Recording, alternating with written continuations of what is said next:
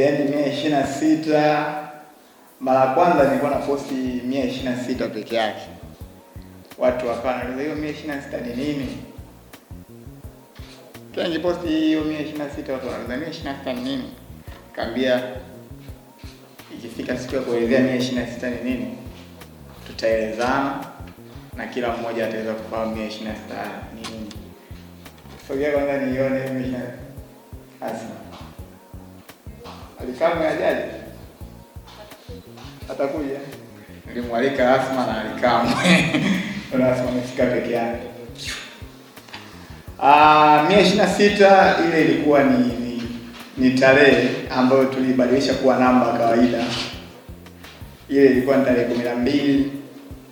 Hilo sio ilikuwa, ile ni tarehe 12 mwezi wa 6. Tarehe 12 mwezi wa 6.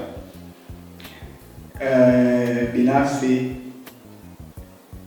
nitafanya show yangu ya pili ya tatu toka nianze swala la kuchekesha wima. Hapa wachambuzi wa Instagram tusikilizane vizuri. Kendrick na wenzako kamwambie Elmando, sasa hivi sijibu mtu, napigana. Tarehe 12 mwezi wa 6 tutafanya show, na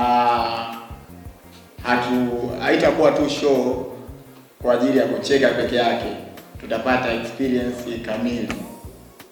Na kwa nini tumeamua kufanya mwezi wa 6? Mwaka jana mwezi wa 6 pia nilifanya show ya kwangu ambayo ilikuwa inaitwa Tuonani. Kwa mwezi wa 6 mwaka huu inafikisha mwaka mmoja toka tuifanye, lakini ndani ya mwaka huo mmoja show ya Tuonani imeshinda tuzo za Afrika kama Best Comedy Special. Kwa hiyo tukaona kwa kuwa mwaka unakuwa umepita, si vyema tu mwaka ukapita hivi, ni bora tuandae show nyingine. Lakini utofauti utakuwa upi kati ya show ya tarehe 12 mwezi wa 6 na show zilizopita? Ile itakuwa sio show ya kawaida, kwa sababu sio show tu, tunasema ni mtoko.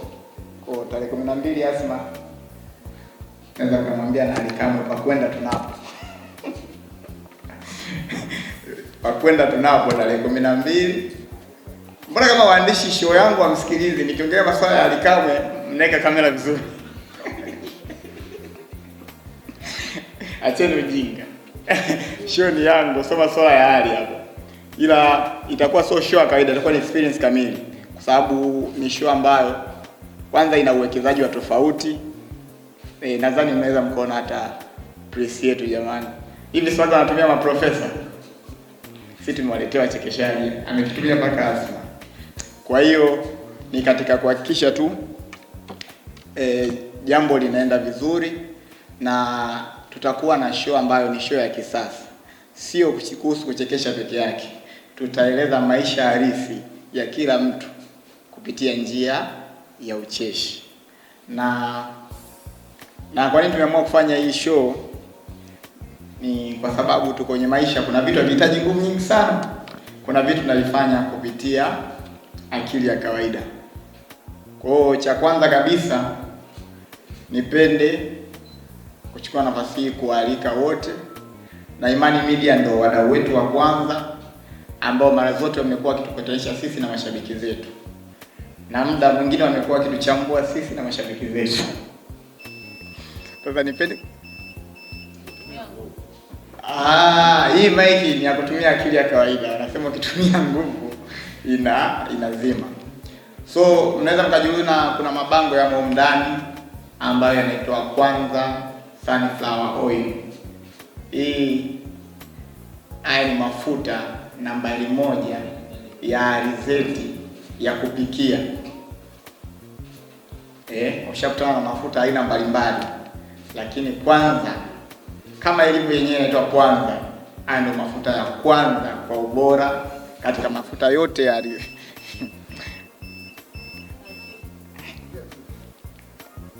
Bana inabii. Okay. Kwa hiyo haya mafuta hivyo ndo aizime.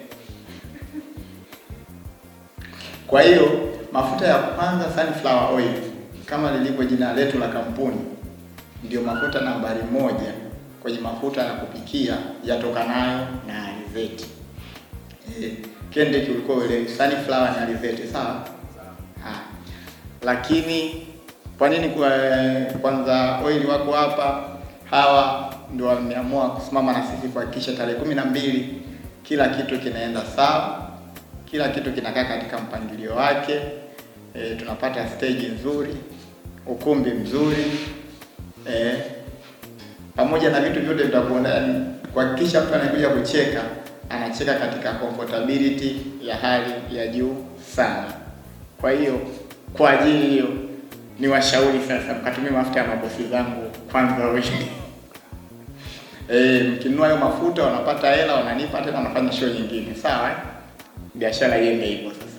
Lakini kwanza oil atakuwa akishirikiana na wawekezaji wengine kama M1, CRDB Bank, Tron Motors, Quality Chai, Deck Sound na wadau wakubwa ama wawekezaji wakubwa watakuwa ni nyie mashabiki zetu ambao mtatoa fedha zenu kwa ajili ya kununua tiketi.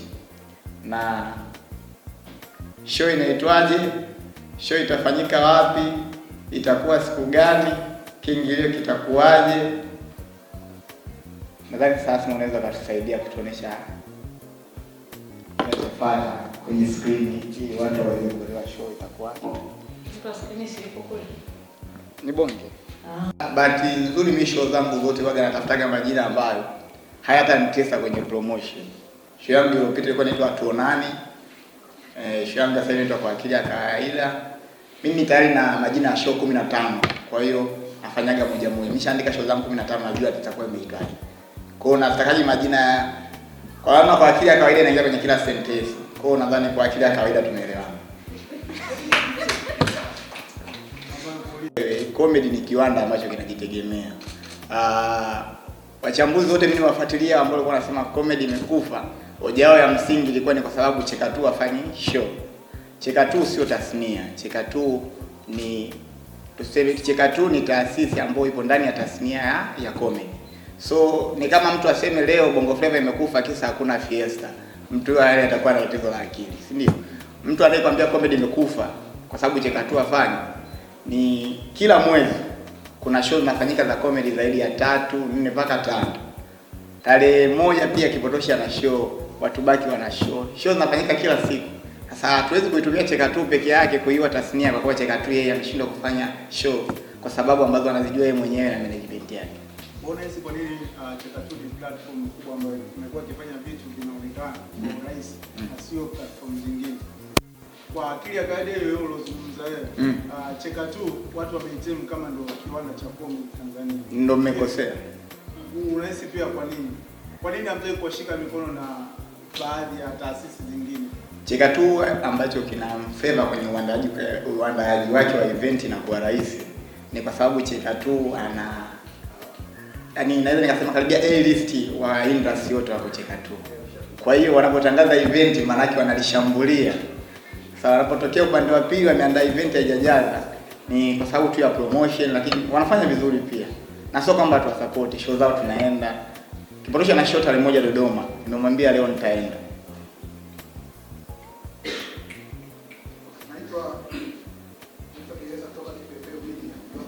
Tupepe baba.